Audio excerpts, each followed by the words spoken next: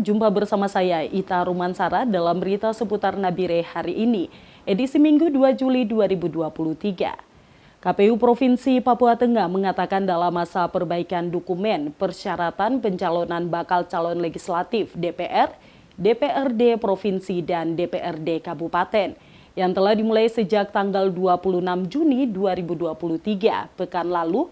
Partai politik memiliki beberapa kewenangan, di antaranya adalah melakukan pergantian bakal calon yang telah diajukan. Kewenangan partai politik maupun calon legislatif perorangan dalam masa perbaikan data syarat pencalonan dilaksanakan sesuai peraturan Komisi Pemilihan Umum PKPU tentang pencalonan anggota DPR, DPRD Provinsi dan DPRD Kabupaten, serta peraturan Komisi Pemilihan Umum PKPU yang mengatur tentang pencalonan perseorangan anggota Dewan Perwakilan Daerah peserta pemilu.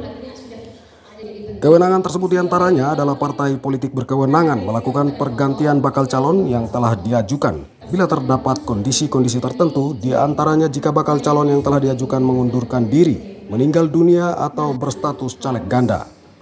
Selain itu, partai politik maupun caleg perorangan juga berkewenangan mengubah nomor urut bakal calon serta mengubah data daerah pemilihan dalam rangka perbaikan syarat pencalonan sesuai hasil verifikasi. Hal ini disampaikan oleh pihak Komisi Pemilihan Umum Provinsi Papua Tengah melalui Kepala Divisi Teknis Penyelenggaraan Komisi Pemilihan Umum Provinsi Papua Tengah, Indra Ebangola. Ya, terima kasih teman-teman. Berikut untuk kewenangan partai politik dalam proses pengajuan perbaikan ini, partai politik punya kewenangan. Di antaranya partai politik bisa melakukan pergantian, perubahan nomor urut, bisa melakukan pergantian calon, misalnya ada calon meninggal dunia, mengundurkan diri, atau ke kondisi-kondisi tertentu, itu partai politik masih punya kesempatan untuk melakukan pergantian. Selain itu juga kami menghimbau ke partai politik, ada beberapa partai politik yang ditemukan ganda.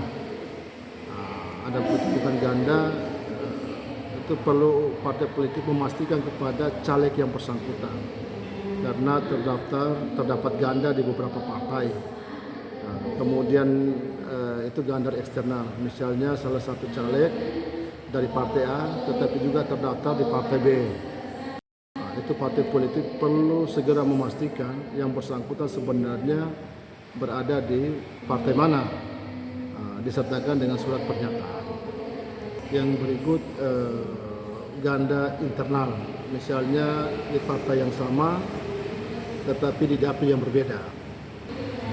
Nah, itu juga partai politik harus segera menyesuaikan untuk memastikan yang bersangkutan sebenarnya di dapil mana.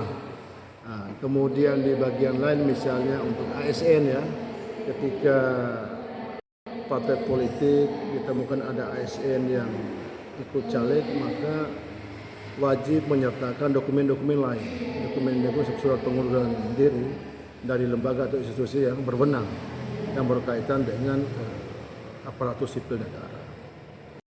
Kemudian misalnya ada kepala daerah yang mengundurkan diri dan mau maju caleg di masa akhirnya belum selesai, itu juga wajib mengundurkan diri.